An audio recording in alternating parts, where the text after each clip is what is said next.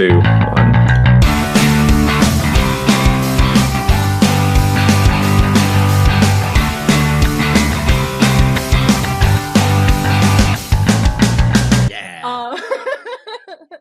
Hey there, guys. Welcome to the first album review of On Beat Off Script of 2026. The very first one for the year. I'm Brandito. I'm joined by my co-host Mel, and we're going to talk about some dope albums that just dropped. I guess dope is going to be not some based on your own personal preference. So dope. As some we of them. go through. No. Let's just dive right into it. Let's go ahead. I can hear the dogs just going nuts. Probably because they're big fans of 1980s thrash metal band Megadeth. Have to be, right? Because that's our first album that we're covering for 2026 is Megadeth's self-titled album, Megadeth. Megadeth, who are they? I mean, they're pretty illustrious. This is their final album, as per them, the last one ever. Megadeth is saying farewell to the musical world and they're finally hanging it up. Who are they? Megadeth they're a heavy metal band based out of LA. They've been doing their thing since 1983. Wow. It has been a solid 43-year career. It was formed by vocalist Dave Mustaine. And they, alongside the bands Slayer, Anthrax, and Metallica, really were kind of the forefathers of thrash metal. They kind of created the whole genre entirely. I could go through all of the different band members over time, but I think there's literally 29 other people that have been mentioned as true members of the band over the last 42 years, with Dave Mustaine being the single consistent member all the way through from the very beginning. Currently, it's made up of Dave on vocals, James Lomenzo on bass, Dirk Verburen on drums, and guitarist Timu Mantisari, sorry if I messed that up, who was a touring guitarist since 2023, and this is actually the first time that he's actually going to be on one of the albums with Megadeth. They dropped their debut album in 1985 with Killing Is My Business and Business Is Good, to moderate success, but they really broke out with their first major label album with Capitol Records in 1986 with Peace Sells But Who's Buying, which hit huge with the underground metal scene. Since then, they've dropped a total of 17 total studio albums, including platinum-selling So Far So Good So What in 1988, Rust in Peace in 1990, Countdown to Extinction in 1992, and Euthanasia in 1994. Over their illustrious career, they have had 12 Grammy nominations and won their first after a long career in 2017 for their song Dystopia, which won the Grammy for Best Metal Performance. As one of the fathers of thrash metal, they've been cited as one of the most influential groups in the metal genre, being named by bands like Pantera, Slipknot, Bullet for My Valentine, Avenged Sevenfold, Lamb of God, Killswitch Engage, just to name a select few that I could definitely tell you. I'm sure there's thousands of other bands that have come and gone since Megadeth's creation and exit. Their 17th album, Megadeth, which we're covering today, is set to be their last one. They've been doing their farewell tour, so this is just kind of like their final salute to a pretty historic career as a band. So, before we dive into everything, Mel, what were your thoughts before jumping into Megadeth? What did you know about Megadeth? Did you know anything? Where were we gonna go? I have heard of Megadeth. I knew that they were metal, and the kind of metal I'm not into. So I knew that I was in for it. However, I do think this album led me to a little bit of an epiphany, and I really figured out why I don't like heavy metal. So that's sick. I worked through some personal stuff on this one. But I'm going to try to be I tried to be objective. Yeah, that's... I tried. I guess as fair as you can be when it comes to it. Again, they've only been doing it for 43 years. So I respect them. It's just not my thing. Yeah, I get it. Well, it's going to be for the next however long it takes for us to record this part of the podcast, because we start off, actually, funny enough, with what I think Mel ended up going over, which is their tipping point. So let's give it a little listen. It's my least favorite, so at least we're getting it over with. Hiding your secrets out in plain sight. Dead men don't talk and bullets don't lie. Watching the life drain out from your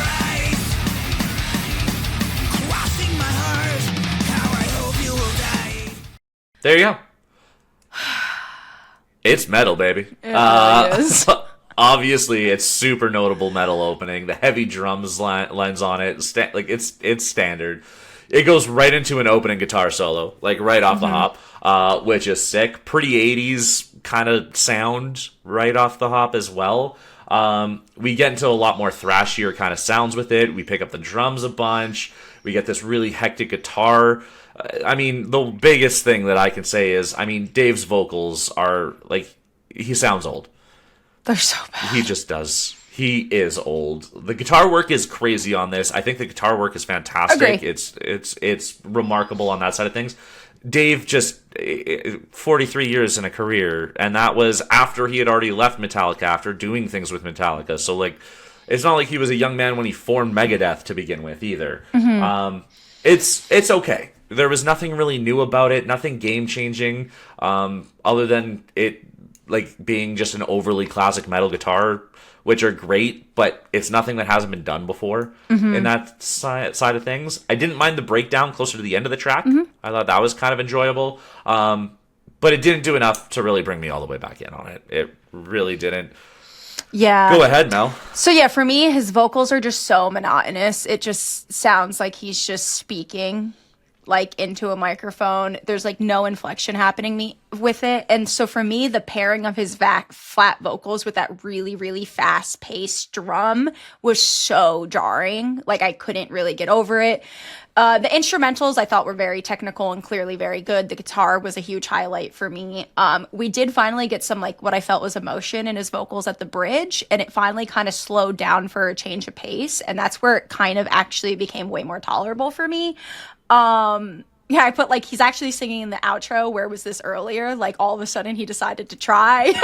Yeah. So yeah, the back half of the song was significantly better than the first half for me, but it still felt like it fell very flat as an opening track. And I also said like for a song that's about reaching your tipping point and getting pushed over the edge, I literally felt like there was absolutely no emotion coming out of this at all. It was just fast. To be fast. It wasn't, I didn't feel anything from it. It's like, shouldn't we that's be what mad? thrash metal is. Although thrash metal, like I said, it does generally have a lot more emotion and stuff like that. But when you've been doing it for 43 years, you know, how many times... You're tired of it. Yeah, I mean, that he especially reaches Dave, I kind of don't point. necessarily blame him. Sounds like he's fucking bored, man. So yeah, this I will say it was my least favorite, and I'm glad we got it out of the way. So it goes up a little bit for me here, but yeah. I like kind of fully crashed out after when I started we have a Discord chat where we like organize all of our behind the scenes stuff, and I literally just got through one song, had a full fucking crash out about heavy metal in the chat. I went down like a whole YouTube rabbit hole trying to understand why people like this shit, and and I did finally get better. So Well, I mean, when you talk about no emotion, that does kind of segue perfectly into the next track, because the next track, titled "I Don't Care," he doesn't clearly. pretty kind of shows you exactly what you were describing. Let's give this one a listen.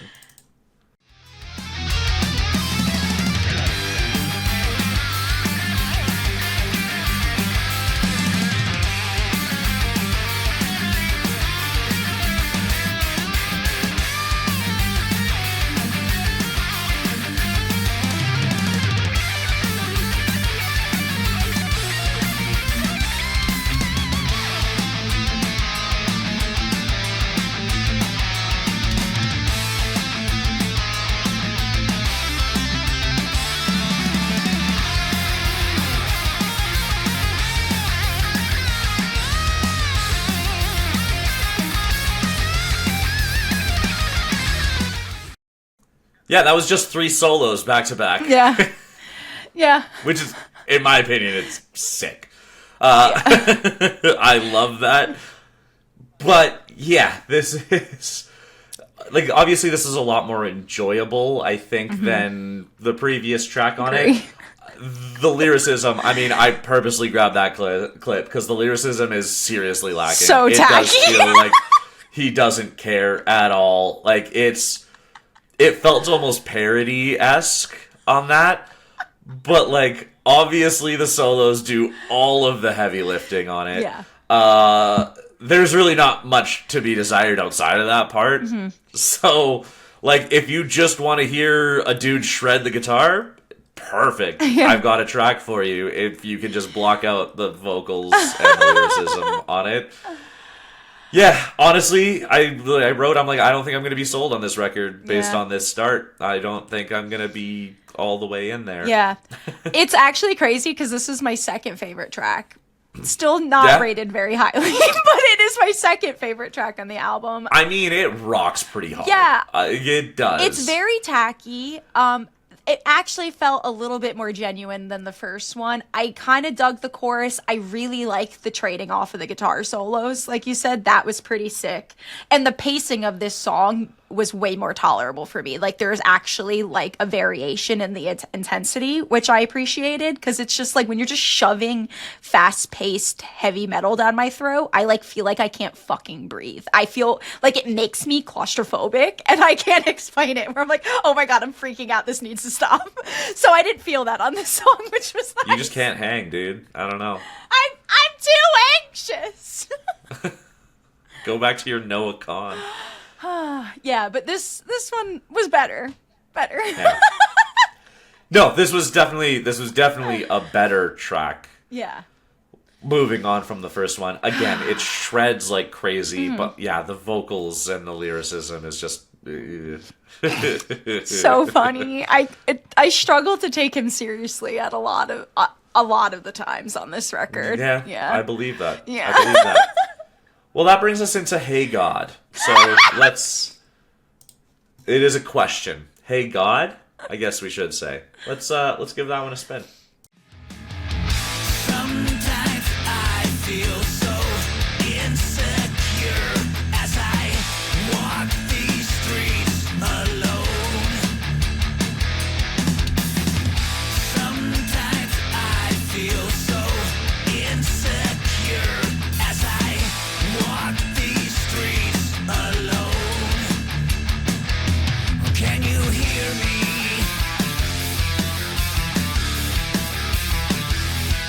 Hey God.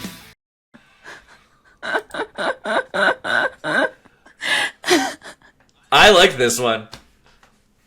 I enjoyed this one. I thought this was a lot more enjoyable. I think the music work comes through a lot better with his vocals. Like, at least he's actually singing something. Yeah, I agree with that. Yes. Like, I liked it. The chorus is a lot like better designed, like in that kind of sense. There's like an actual melody happening. Yeah, 100%. I feel like this whole track just has like a way better identity than the last two tracks as well. Like, it is like it has something. It has a structure that I think was missing in some of the last two tracks. It still feels instantly dated, but like obviously it's a metal band from the 80s. They created the genre. So like it kind of makes sense that it would sound 40 years old because they've been doing it for 40 years and they created it. They created this sound. Yeah, we're letting them reheat their nachos. Yeah, 100%. Like, that's really what it is. And again, like, it is their goodbye. So, like, they want to do things for the people that have been fans of them for 40 years as well, Respect. right? Like, you need to do that. Yeah, I thought this was better. It has a lot more of a defined sound and, like, identity compared to the other tracks that seemed just very, like, let's rock and just kind of hope that was going to be what worked for it. But, yeah, I didn't mind this track.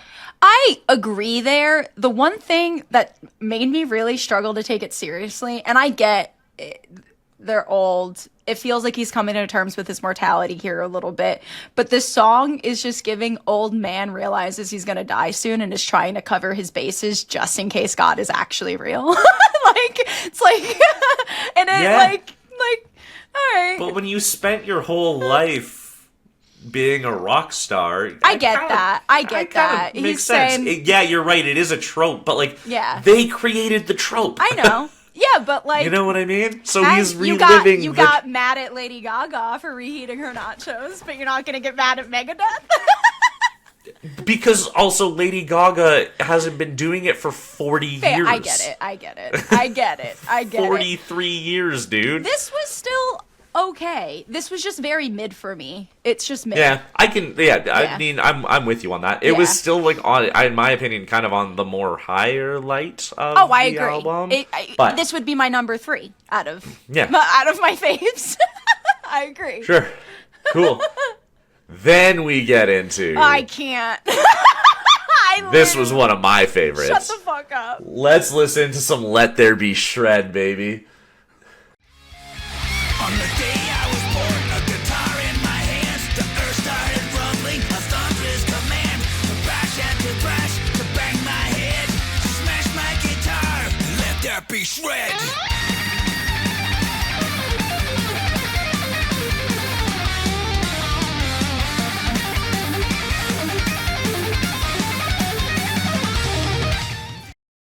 Yeah, Okay. yeah.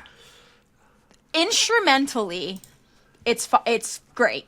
I knew from the title track, like just the title, I wouldn't be able to take it that seriously because it's just entirely too on the nose. But I really appreciate sonically the sound and that they legitimately just sound like they're having fun here. I feel like we haven't gotten that yet. But my main note is if Tenacious D put this track out, I think it would work because it just feels like parody. Okay, but Tenacious. But first Obviously, of all, Tenacious D is inspired by Megadeth. Correct. I get that. I get that. So, like, does it work? Yes. But if you want me to take you seriously, I can't. I mean, I love this because again, it is that it is Yeah. just rock stars doing rock star shit. I appreciate I have a huge appreciation for that. Like that is just what they're doing on this one, which is why I like it. And like the solos are just insane. This is my type of thrash metal. Like this Fair. is like I love the pace on the drums. I mean, obviously the vocals don't really hit the spot, but that's going to be something that I could repeat over and over again. Dave Mustaine is just an old dude. Like it's hard to go up on stage and scream at everybody For 40 years. Yeah, well, and like at the age of 70 Yeah. specifically, you know what Yeah. I mean? Like that's not an easy thing to do. I can get over the vocals here on this one though because of like the big banging drum work on it, and the guitar work is remarkable. Like it's top notch. Yeah, the breakdown in the back half of the track was a cool taste. I like the tempo change up. That was fun. It's about shredding and it meets the requirement. Like that's it said like cool, like this is going to be about crazy guitar work, and that's exactly what they did. Yeah. I could listen to this song multiple times. Yeah. There is a part I of it I enjoyed it a really lot. appreciate it because, like I said, it just actually sounds genuine. It sounds like they're just having fun. This kind of just Yeah. feels like they wanted one last hurrah, where the rest of the album, I don't really get that. 100%. So, No, I'm with you on that one. I really like the fun, like little double kick ending on it too, where it's just like over and over. Like, I love that shit. It's trying amazing. to emulate that with your mouth is so funny. I know. I'm having fun. At this point, I'm actually just having fun with this album, Yeah. which like is What they yeah, wanted. 100%. That takes us into Puppet Parade. So let's go ahead and listen to some Puppet Parade.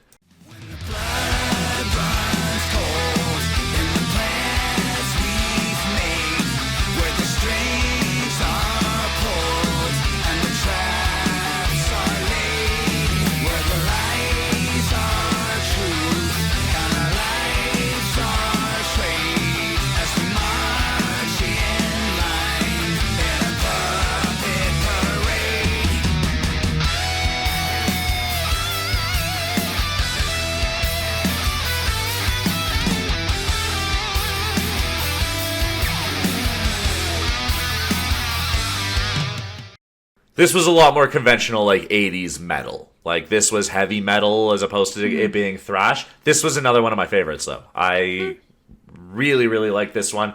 The spoken word vocals were just really difficult to get into. Like it's, I think if we had more singing, like I would be a bigger fan of this one because, like, I really like the chorus. That's where he actually does try to like do some vocal work. His lyricism on this is one of the best lyrical songs in my opinion. Yeah. It's not saying that the bar's very high, but like it is lyrically one of my favorites. Musically, I think it's really well composed. The moments that we get Dave actually attempting to sing, I think we get a lot more out of them. The verses were just tough for me. It's very little singing. It's sort of just like raspy beat poetry in a metal setting. Yeah. And I'm just, that kind of aspect to it was kind of a consistent miss for me. And again, I keep harping on the vocals. I'm sorry, Dave. It's hard not to, because it's It just is. such like a front and center part of the track. For me, this felt like they felt obligated to put like a Down with the System track, which I get it.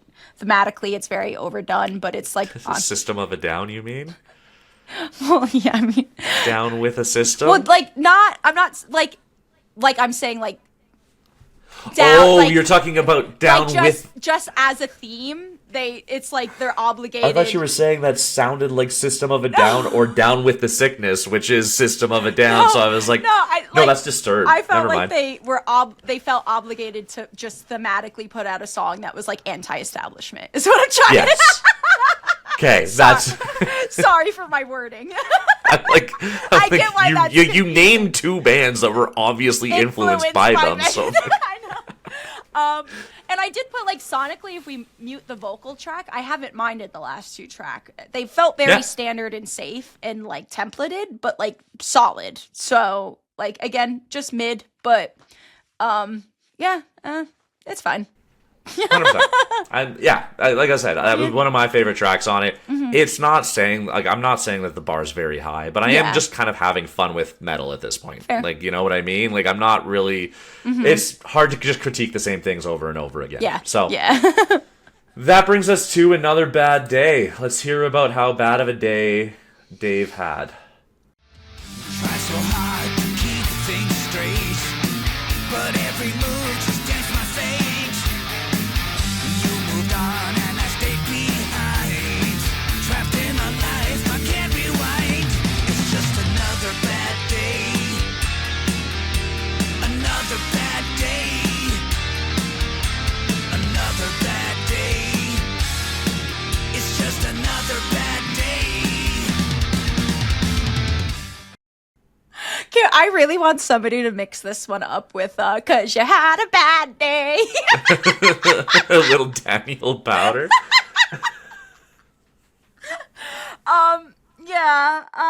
I just put I'm really struggling to look past how tacky the lyrics have been, like, consistently throughout. Like, the album is just lacking a lot of depth for me, and I'm struggling to, like, connect with it. Like, again, sonically, if I just, like, ignore what he's saying, it's fine.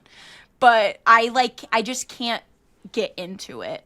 This one I actually felt was a little bit more dynamic from the rest of the album. I thought after the first two tracks, like, we were going to be kind of pigeonholed into kind of the same thing. This was a lot more conventionally rock, like, kind of got out of that metal kind of setting. Metal elements are still there, but, like, the rocky atmosphere of this one, I kind of appreciate a little bit. It's a little bit different. It still just feels, like, overdated. It's an 80s band in 2026, so, like, they're about to hang it up anyways. That just is what it's going to be. It's fine. This one didn't make or break anything for me. I wouldn't go out of my way for it. The conventional song structure, I think, is more what you're kind of looking at, where it's just like, it's boring. It's repetitive. It really lacks a lot of dimension. So, yeah. That's just kind of the way that it is. Yeah. But then we get to open up with a sweet little drum solo on Made to Kill. So let's listen to that. I don't think I have a clip of the drum solo, but Wave the flag, then torch the town. Come in peace, then burn it down.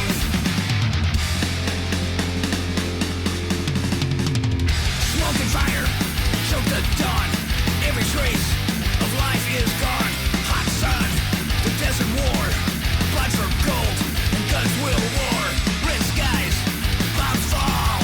Black smoke, a nation crawls. Fire for crude and oil fields. The mighty fall, and the people kneel. The beat poetry's back, man. It's just... I know. know. I actually think it kind of works on this one, I though. mean, Like, better. it definitely works a little bit better. Again, sweet drum solo on this one. Very technical. Like, this is actually, like, one of the best technical songs on the track, I think. Just especially on the drum performances. Like, the drum performance is fantastic on this one. I like that one a lot. You get some cool guitar licks on here. It's feeling a lot more thrash, which, again, like, is what we should be expecting, and like I don't mind that side of things. I've learned I really hate it. The instrumentation on this I thought was like top notch, but again the vocals just don't really make it for me. I like the breakdown vocals a little bit. It was a lot less singing and like a more spoken word on it, but it works on this track as opposed to the other tracks where we've gotten a lot more kind of speaking as opposed to singing. I can enjoy it. But again, like even at the very end of the song, he goes back into like kind of what he was doing with his spoken word beforehand. So like that took me out of it again. The vocal and lyricism, yeah, it just leaves so much on the table. Yeah. Yeah, I really liked the drums to start. It felt very different from what we've been doing so far, so I appreciated that switch up. I did put the second verse as everything I hate about the genre, though. When everything speeds up at the same time like that, it loses texture for me, where it's just like I like struggle to just differentiate between anything, and it just feels. I think it has texture. I think the texture is just sliding on your face for 500 miles on asphalt. Yeah, I don't like that. I'm not a fan of that. I don't like. It feels like you just road rash. wiped I don't out want going road rash. 300 miles an hour without a helmet. Yeah, I'm not a fan of that part. I do appreciate the messaging. Yeah, But, there you go. But yeah, this is like I have realized that it's not maybe so much heavy metal I don't like in general. It's like that thrash is like ooh, I'm not a fan. I'll introduce you to some other thrash that Okay. maybe you'll like a little bit more. Okay. Have you heard of a band called Metallica? I don't. There is actually like one album that I feel like I'd play for you that you'd be like, okay, I can entertain thrash. Okay, But like, give me the we'll album talk about because that. I would like to. I'm open-minded and I'm trying to learn. I'll help you. I'm Don't trying worry. so hard to learn. We'll get that through. Moving onward to Obey the Call. Let's give her a spin. Bonds will rise and empires fall as the days unwind. Obey the call.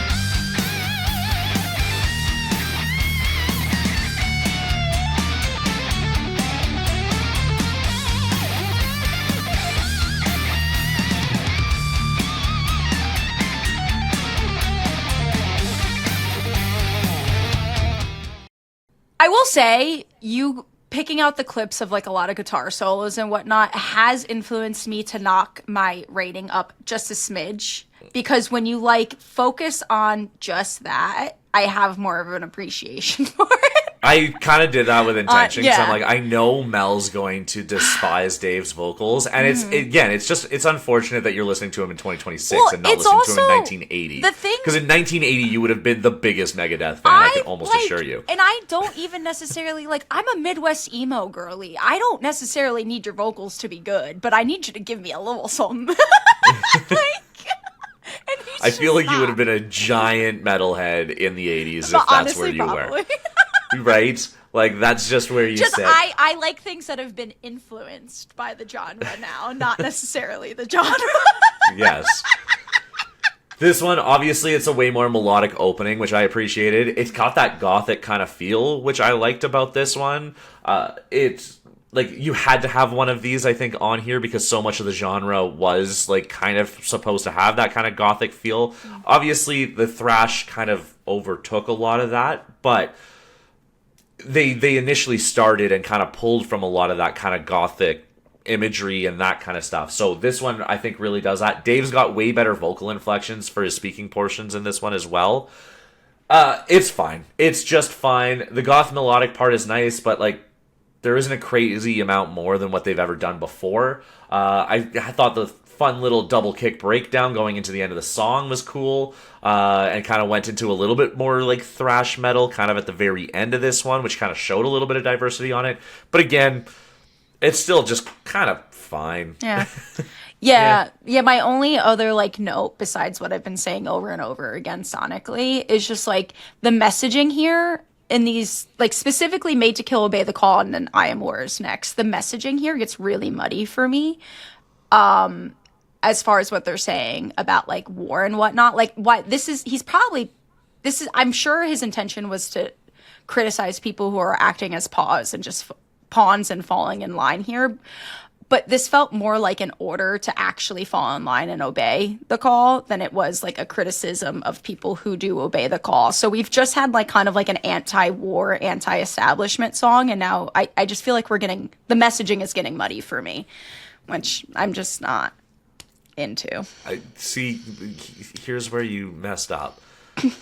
I'm analyzing Why are things. you listening to the words? Because that's what I do.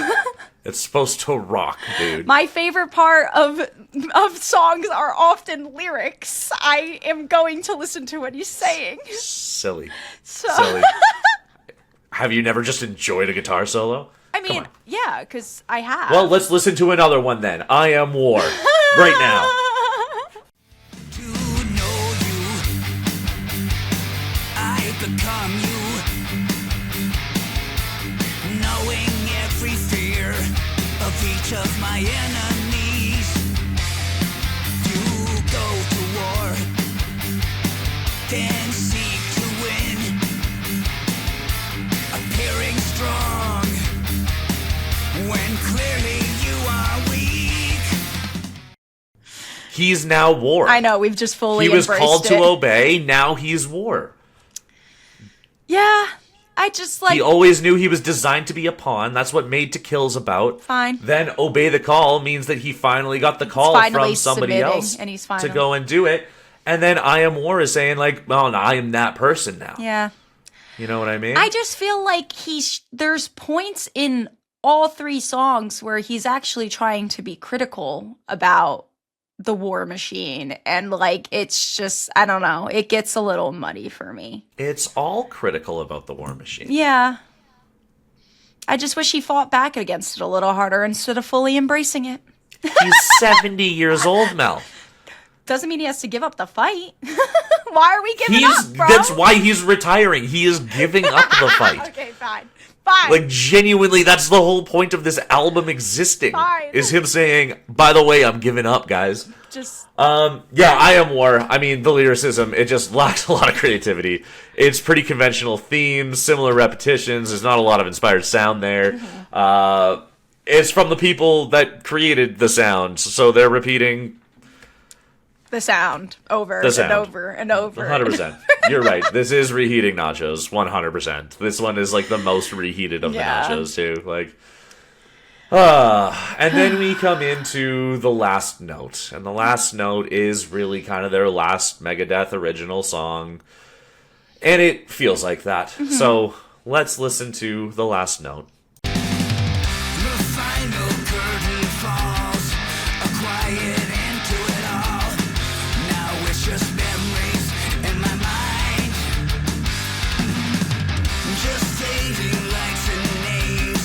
If I ever play again, then let this last note never die.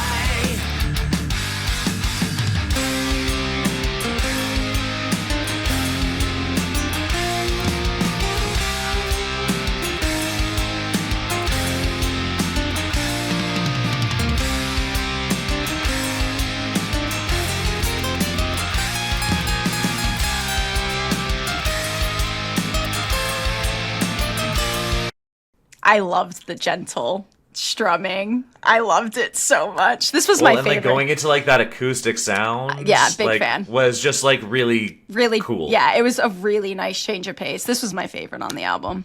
I figured it Yeah. would be. I kind of knew it was going to be. It was also I very mean, Coheed. I mean, you could tell like Coheed is also obviously inspired because the Incredibly. narration and the intro and the outro is so theatrical. But I love that Yeah. shit.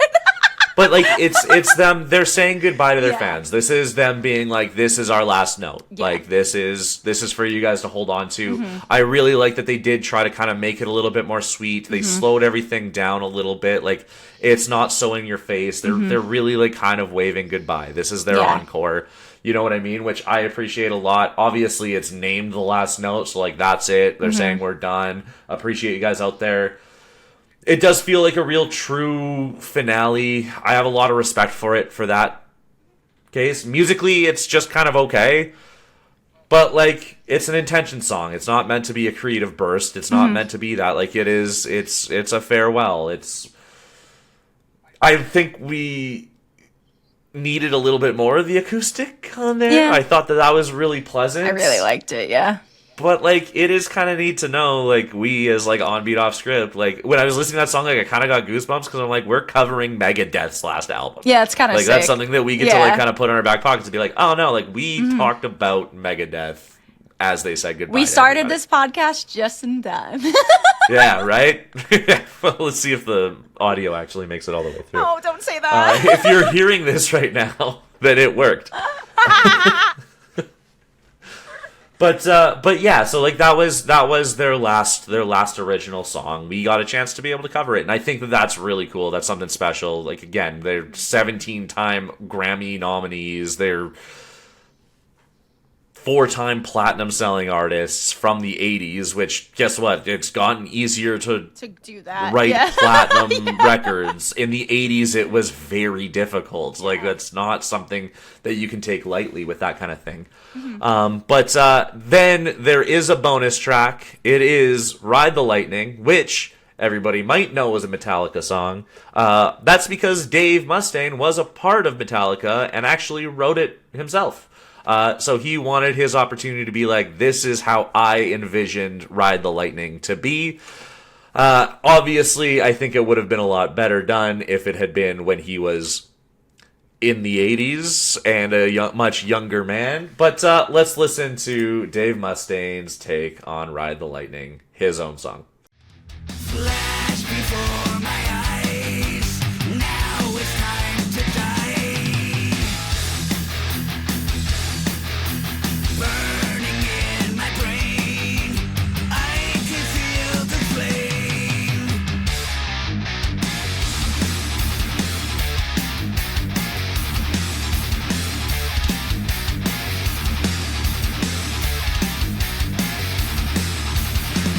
Someone help me.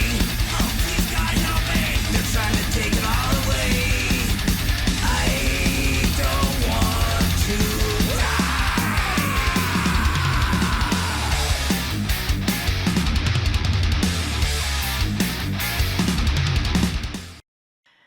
Man, I appreciate a full circle moment. And I appreciate him taking his song back while also kind of maybe paying a little respect to Metallica. And I don't know what his relationship was really like with James Hetfield, but it seems like Not good. yeah, I was like, I can't tell Not if good. it's if this is like a pay respect or like a fuck you. This is my song.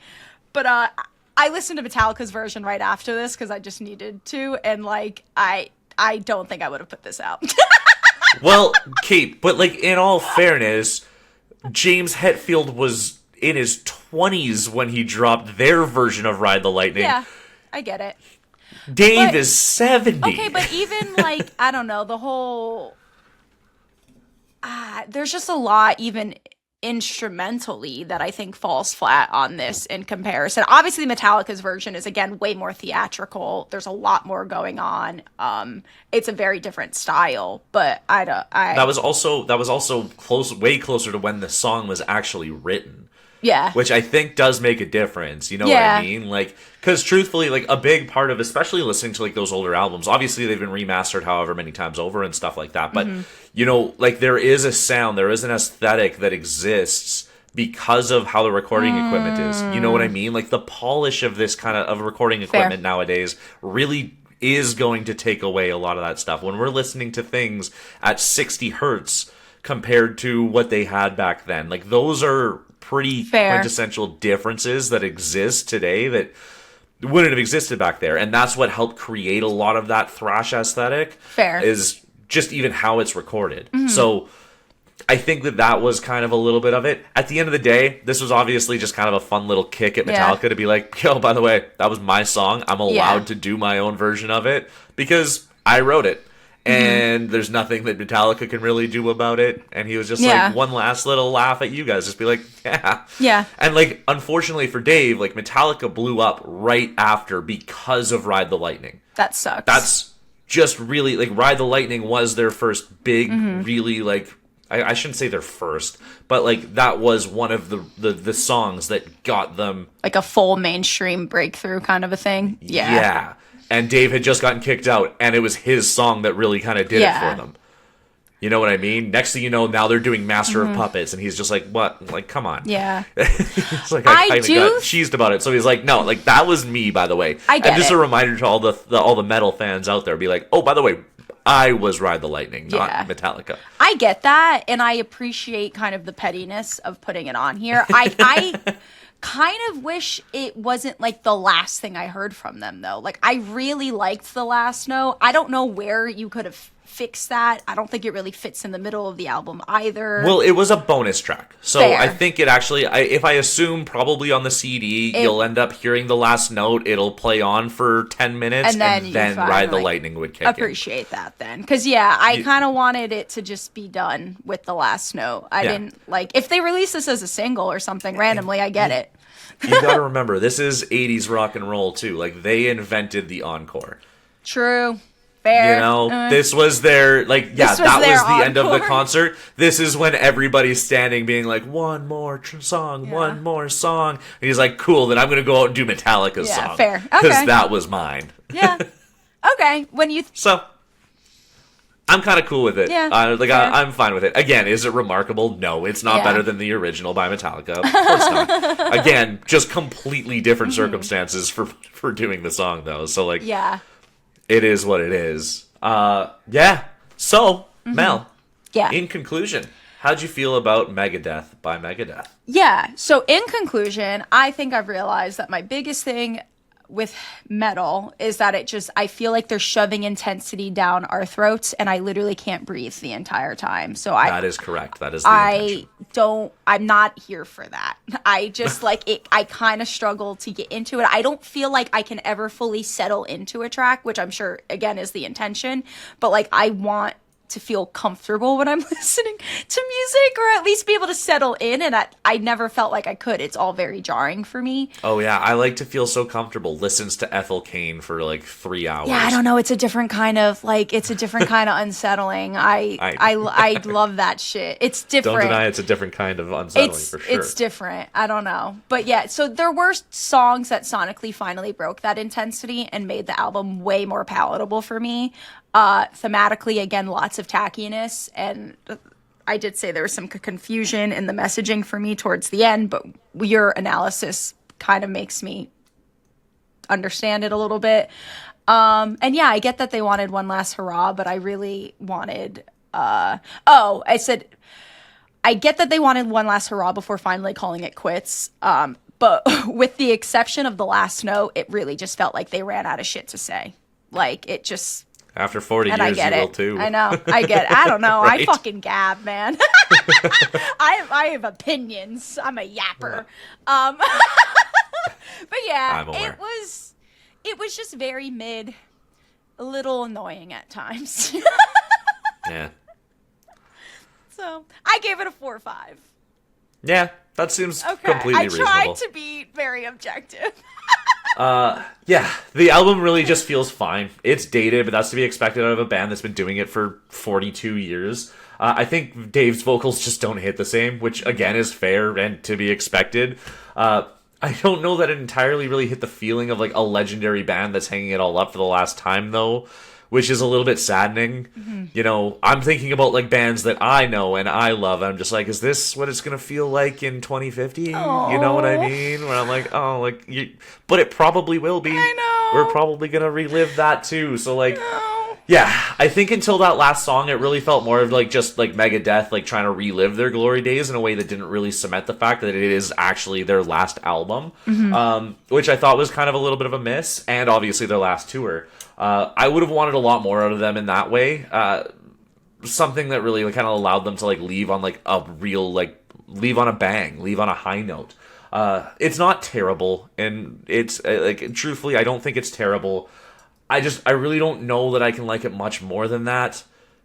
You know what I mean? It's cool to listen to the end of an era, but it really left me wanting like the magic of some of that earlier stuff that they had produced. You know, I think that it's going to Peace Sells is going to see a lift in record sales over Megadeth self-titled. Fair. You know what I mean? Out of this album coming out, because I think it deserves those are the albums that really deserve the roses. This one didn't really feel like it deserves the roses that Megadeth as a band deserves. So Fair. That was a little bit disappointing to me. I give it a 5-1. Okay. So Cool. I was right there. I like thrash metal a little bit more than you will. But like at the end of the day, this was not their best showing. It's not the best example of thrash metal. There's a lot of things that it's just not Yeah. gonna be the one that will turn you into a thrash metal girly, and I get it. Yeah. I fully understand. I came in here rating it a solid 4, so you got an extra 0.5 out of me. Boom. This is what I'm here for, baby. Yeah. But everybody out there, let us know. What did you think? Did you like Megadeth's self-titled album? What was your favorite Megadeth track? Truthfully, because they were a lot more underground, so it's not something that got a whole lot of radio play or anything like that either, where you know almost all of Master of Puppets by Metallica. Yeah. Megadeth's one that can, especially if you're not familiar with it, then you might miss Megadeth almost entirely. Yeah. So In the let comments, Mel know. in the comments, tell me what I should listen to appreciate Tell Mel what it. to listen to. Let's get her into metal here a little bit better than what Megadeth's final album and really kind of portrayed for us. But yeah, appreciate you lots. This is Megadeth by On Beat Off Script. Yay! We'll catch you on the flip side. Ah, mwah! 3, 2, 1.